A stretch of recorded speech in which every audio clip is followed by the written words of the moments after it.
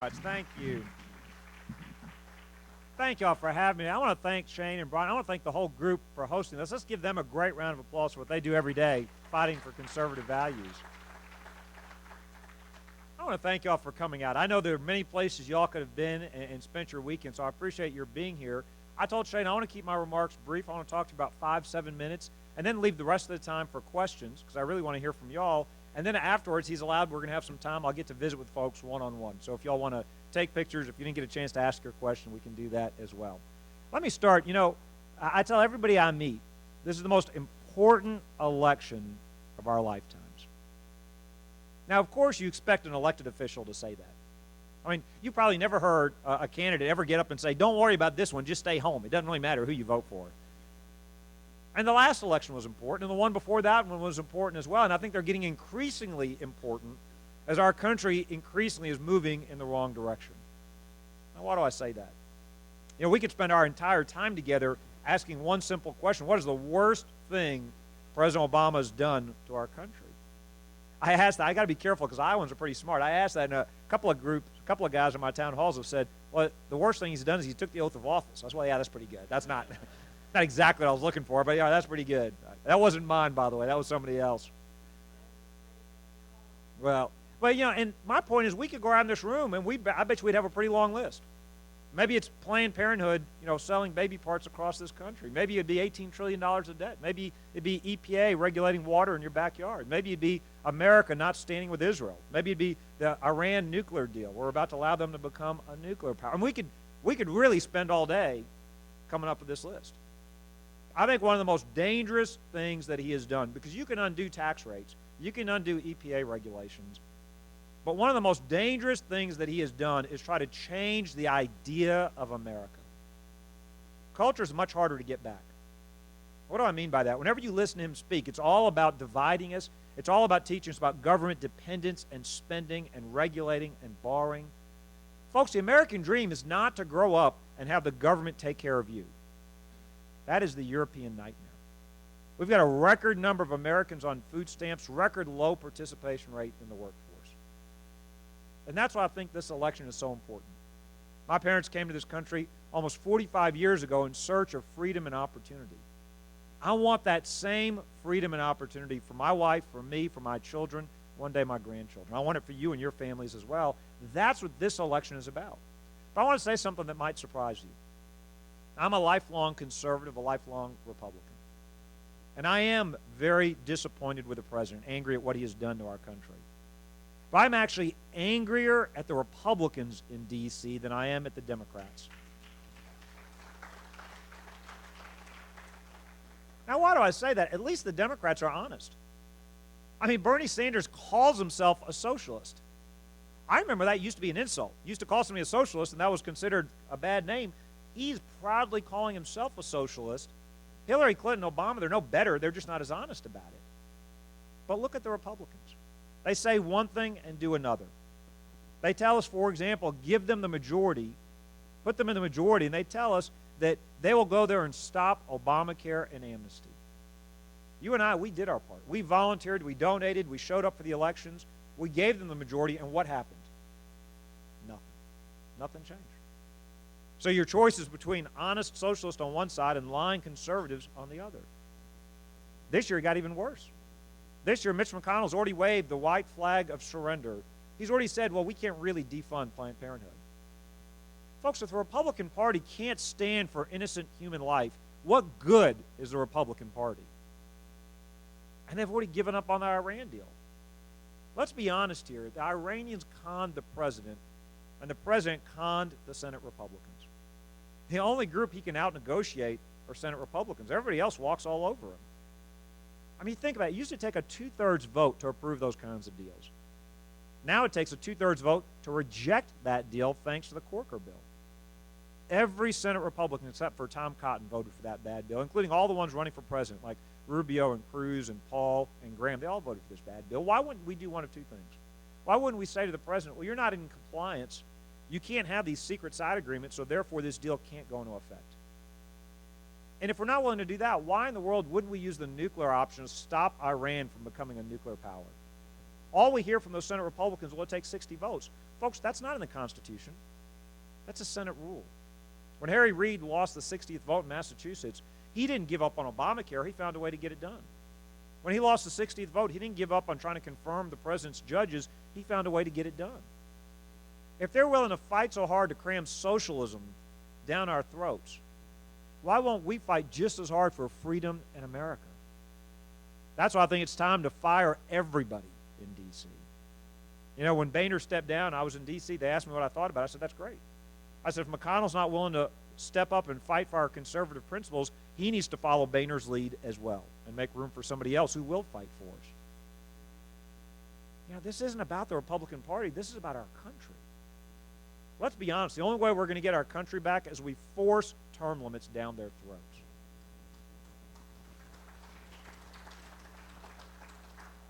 Wouldn't it be great if they lived under the same rules and laws that they passed for the rest of us? They loved Obamacare so much they exempted themselves from it. The Founding Fathers never intended this permanent, elite, governing political class with six-figure salaries that become seven-figure lobbyists. 7 of the 10 fastest-growing counties have been in the D.C. area. Folks, that's not a sustainable economy. That's not a real economy. We're going to have to take power away. We need not only term limits, but a lifetime ban on becoming lobbyists. The Founding Fathers intended for them to be farmers, business people, family people that left their homes and served their country as a sacrifice temporarily and then came back. The reality is we would have a lot more common sense if they had to live in the same world we did. I'd pay them a per diem instead of a salary, but I'd only pay them for every day they stayed out of D.C., not every day they went to D.C. Your wallet would be safer if we did it that way. I told you I want to keep my remarks short, so I will. I'll just tell you 2 other things before I'm done. One is this. I'm not embarrassed, I'm not ashamed to tell you that I'm a Christian. Why do I tell you that? I wasn't born and raised a Christian. It took me 7 long years to accept Christ. Did it at the age of 16 at chapel on the campus. I tell you that because Christians are under physical assault all over the world. Christian values are under assault right here at home. And we need somebody who's willing to fight for our Christian values. You know, I want to be your next president. I'm here to ask you for your support. I'm here to ask you for your support in the caucuses. But let's be honest, we need a spiritual revival in this country. That's even more important than who we elect as president.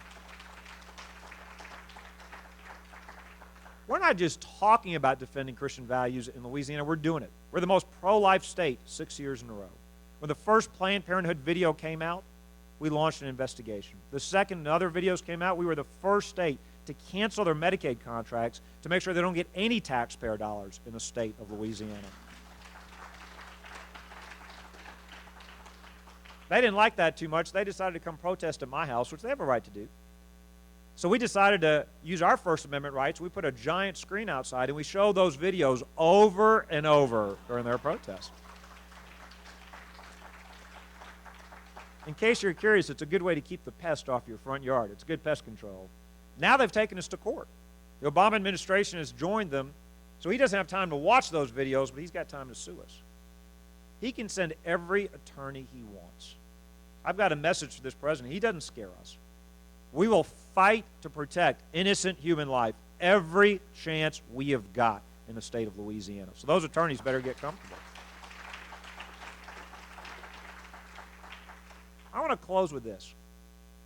The idea of America is slipping away. You think about what we have seen these last 7 years. It is late, but it is not too late. I'm here to ask you to believe again. As a young child, my dad taught me Americans could do anything. I believed him then. I believe him now. I think you believe that as well. I think you want to believe our best days are still ahead of us. You want to believe that this is still the greatest country in the history of the world, but you've been frustrated these last 7 years. You know, as Christians, we believe the tomb is empty. As Americans, we believe our best days are always ahead of us. We mustn't give up hope, but we must fight. As long as I've got breath, I won't let the idea of America slip away. I can't do it alone. I need your help. If we will fight together with God's grace, I know we can be victorious. Make no mistake about it, previous generations have spilt great blood and treasure to give us the freedoms we enjoy today. And now it's our turn to decide, what are we willing to do? There'll be a day of reckoning. When that day comes, I want it to be known we did everything possible to save the idea of America. We're not asking you just to join a campaign. We're asking you to join our cause. We're asking you to believe again. Don't sign up tomorrow, next week, next month. Sign up with us today if you will come to fight with us. I know we can win this fight. We must win this fight. It is not too late to save the idea of America. God bless y'all, and thank y'all very much for allowing us to come speak to y'all today. Okay, taking questions now. Hi, thank you so much, Governor. Thank you for having us. God bless you. I'm from Washington, D.C., Faith McDonald. You mentioned that Christians are under attack all over the world. None of the debates have anybody asked any questions of the candidates about ISIS, about the persecution of Christians. If some interviewer would ask you what you would want to do about that, what would you tell them? Well, please? great question. Well, two things. One, I want to answer your question. Then I want to talk to you about why they're not asking those questions. First, let's answer your question directly about ISIS. Contrast it with what the president said. The president said, when he went to the Pentagon, he said several weeks ago, he said, we're not going to win this conflict with guns. He said, this is a generational conflict. We have to change hearts and minds. Folks, we're talking about barbarians that are burning people alive, crucifying, beheading, killing Christians, other Muslims, other religious minorities. You know, if Patton and Eisenhower had that attitude the president describes in World War II, the French would be speaking German today. Sometimes, Mr. President, when confronted with evil, you do have to kill them before they kill us.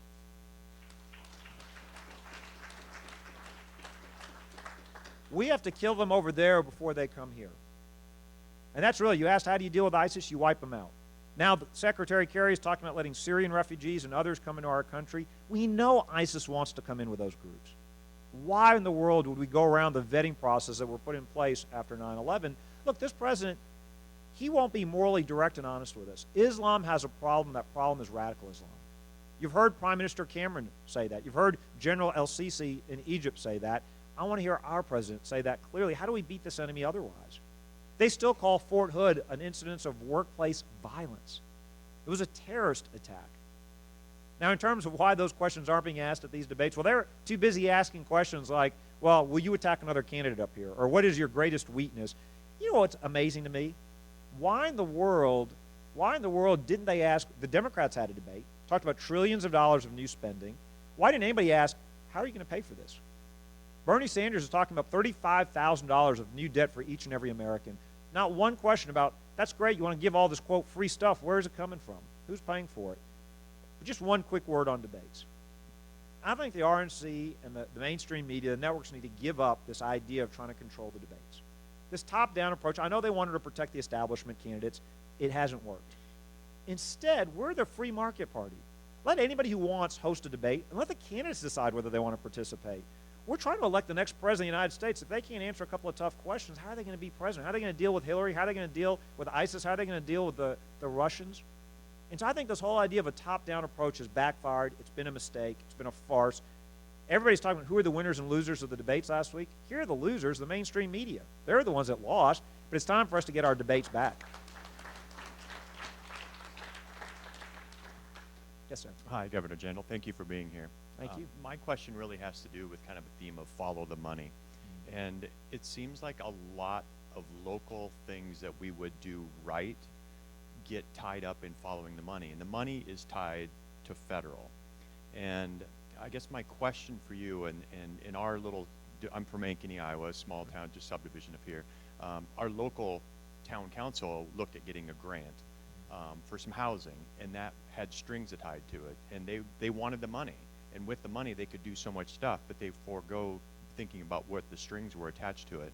So my question for you has more to do about, if elected, what would you do to basically eliminate some of the federal funding and just right out of the gate, just push it back to the states, let the states make the decisions on what to do with the money? So what would you eliminate, and what programs would you just get out of the business of? I think it's a great question. First, philosophically, then specific programs. I want to share with you a quick story. So every president every year meets with the governors through the National Governors Association in February. They all do it. Democrat, Republican, they meet with us. They kick the press out of the room, and it's just a private meeting. The president will talk to the press, and then he kicks them out, and it's just the president and the governors. So we had this meeting with the president a couple of years ago, and I remember because I asked, another governor asked this question about, Mr. President, why won't you give us more, as states and governors, why won't you give us more flexibility over health care? Because of all the red tape and strings in Medicaid, it's very cost ineffective. We could save a lot of money and do a lot better. And behind closed doors, funnily enough, A lot of times you'll hear Democratic governors say that. Now, they won't criticize the president publicly, but behind closed doors, a lot of Democratic governors say, yeah, the red tape from the federal government gets in our way. We want more flexibility. But another Republican governor asked about flexibility on health care. I asked for flexibility in education, especially in higher education, and said, look, you want to cut prices of education, break up the accreditation monopolies, let the states play a greater role. The president's answer to both questions was striking. Now remember, he's in a room full of Democrat and Republican governors. It wasn't just Republican governors. He says, well, we couldn't do that. He said, because you see, if we did that, people would be dying in the streets. They wouldn't get the health care they needed, and students would be getting ripped off. They wouldn't get the education they needed. So somehow the people that were smart enough to elect him president aren't smart enough when they elect their local and state governments or to run their own lives. It's almost like they don't teach the 10th Amendment at Harvard Law School. I mean, or maybe he just missed that day. Maybe he wasn't in class that day. I've said jokingly before, he should sue Harvard Law School and get his tuition money back, because I'm not sure what he learned while he was there.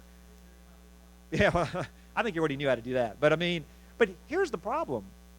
Here's the problem. You've got the left who just doesn't understand or doesn't want to believe in this idea that local, state government, that American people can do things for themselves. They want the federal government to be involved in everything. And here's the problem. You talked about those strings. It was a Republican bill, No Child Left Behind, which I didn't support. I wasn't in Congress, but I didn't support, that I believe is led partly to Common Core. Because the federal Department of Education has come to the states and said, well, if you want your own tax dollars back, you're going to have to do all the things we want you to do, including Common Core and these other things, to your point. So we're actually in federal court right now against the administration over Common Core. We're in federal court right now against the EPA over some of their water rules as well as the power plant rules. We had to go to court and beat the administration over our statewide school choice program because they try to stop that as well. We're actually in court right now over cutting off funding for Planned Parenthood. So you're right. I mean, we have seen again and again as states that not only do they trample on our rights, they trample on the American people's rights.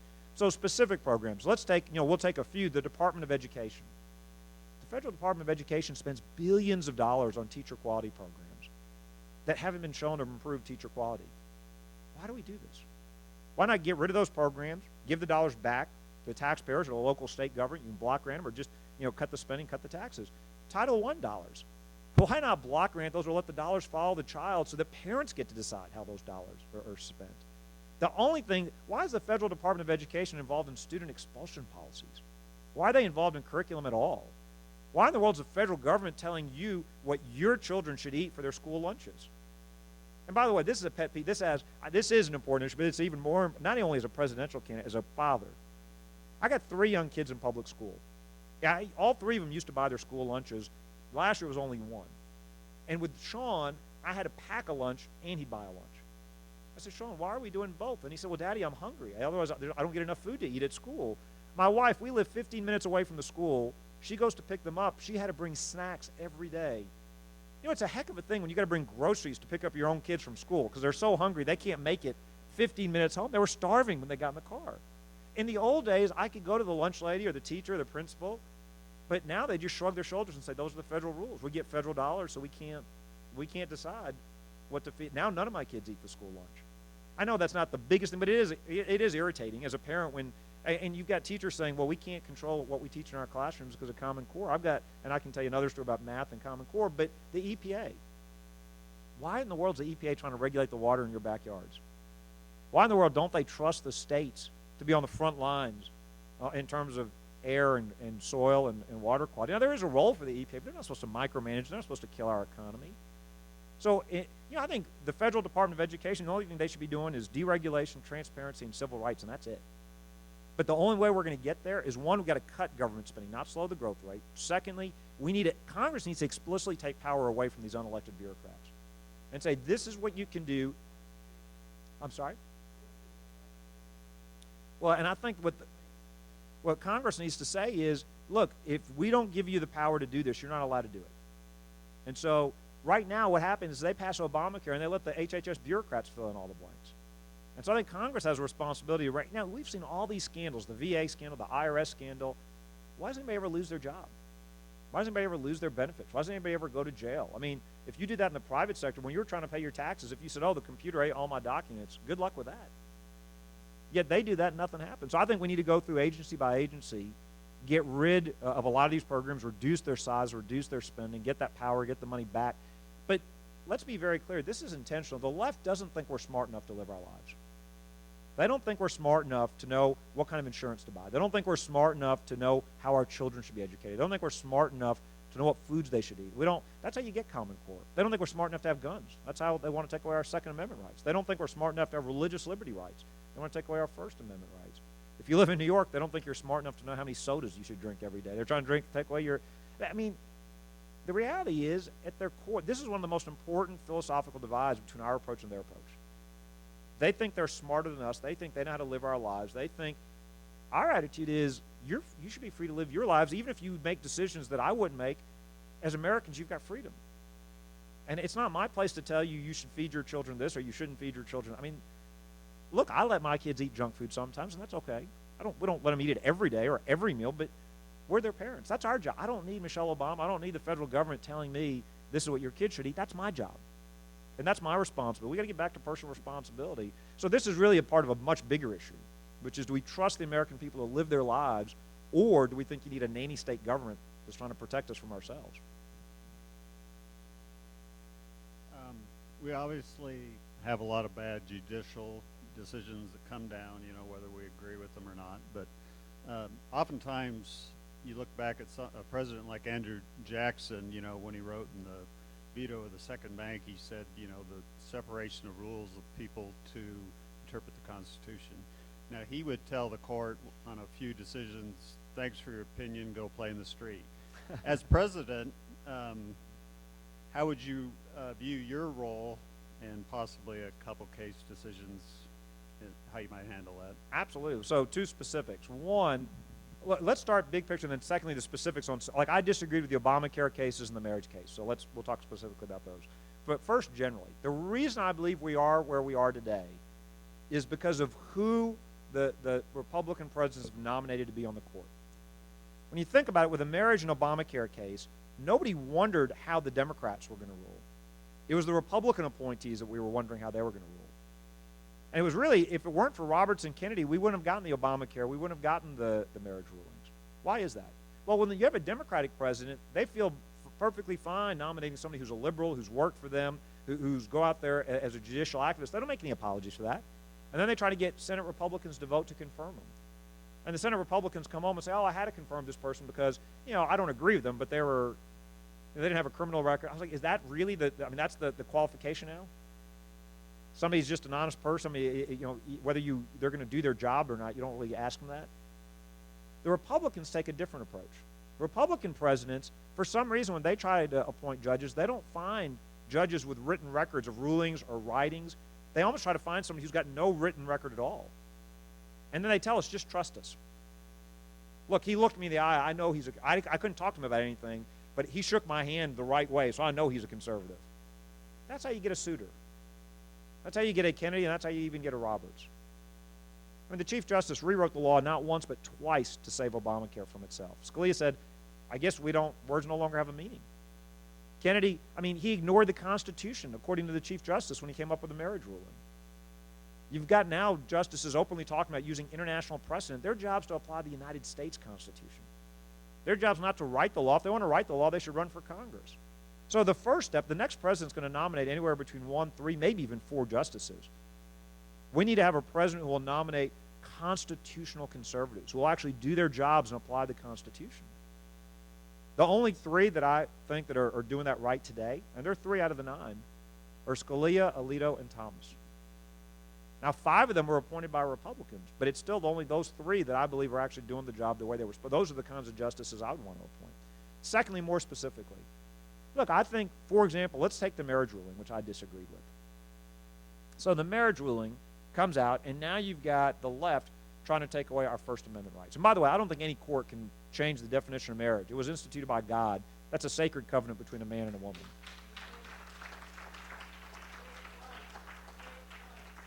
And so, yeah, not only do they violate states' rights, but I also think, they also, I think, overstep their, here's the amazing, and we can talk about this, but you've got the president who's a constitutional scholar, supposedly.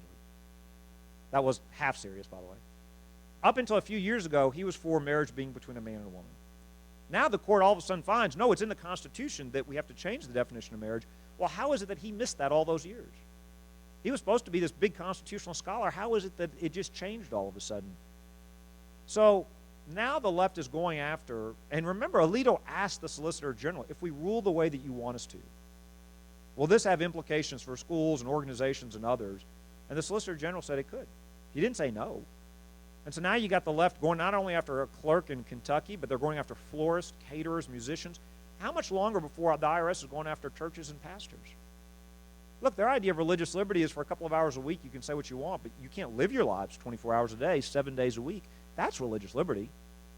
So as governor, I did an executive order called the Marriage Conscience Protection Act, saying the state of Louisiana will not discriminate against individuals, against businesses that have a traditional view of marriage being between a man and a woman. And I've said publicly, I said this during one of the debates, my first day as president, I would issue a similar executive order as president to make sure the IRS isn't going after and the federal government isn't discriminating against and taking away people's licenses or contracts or financially punishing them or otherwise discriminating against them. I think that when our constitutional rights are being abridged, I think we need our leaders to stand up for us. And to me, this is a free exercise. It shouldn't take an executive order to protect us, by the way. That's a First Amendment right. And the court and the Congress can't take away. The only way to take that away is to amend the Constitution. You know, the Founding Fathers got something incredibly important right. They knew they were creating a limited government to secure but not create our God-given rights. Our rights don't ultimately come from government. And that's different from many other societies in this world. There are a lot of governments that try to give the same rights we have, but they come from government. If the government gives you your rights, the government can take away your rights. Our Founding Fathers recognized these were inalienable rights endowed to us by our Creator, by God Almighty.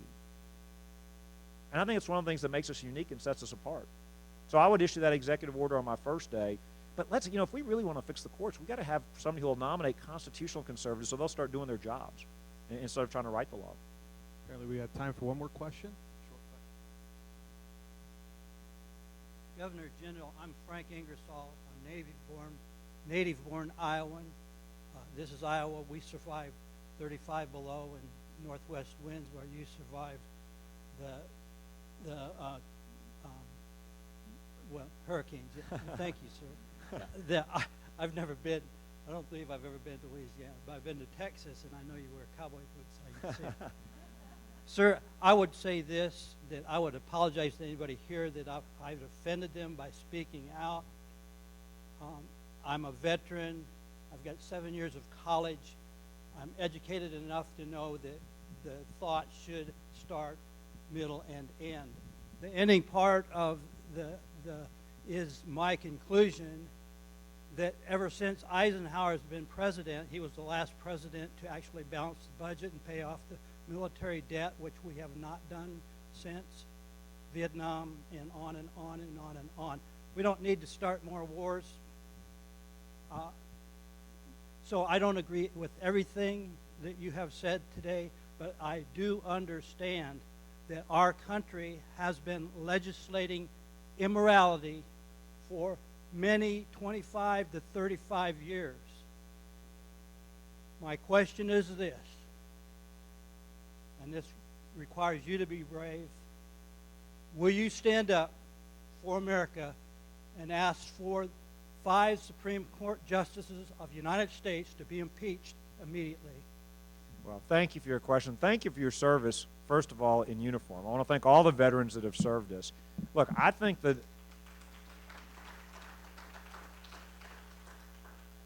6 of them have not been following, as I've said. I think 3 of them have followed the Constitution and done their jobs. I think the next president is going to have a chance to appoint enough justices to change the balance of that court. I think what's important is what type of men and women we appoint. Let's appoint people that will actually follow the Constitution. I want to thank everybody for coming. I'm going to stick around afterwards and visit with folks. Let me just say this in conclusion. I think the hour is late, but I don't think it's too late. Reagan described America as a shining city on the hill. But he also reminded us that every generation has to renew for itself those principles of freedom. We're at that moment right now. We're at a moment where we need to renew those principles of freedom. This is still the greatest country in the history of the world. I'm here to ask you to join our cause. Sign up with us today. Let's fight. Let's get our country back. God bless y'all, and thank y'all very much for allowing me to be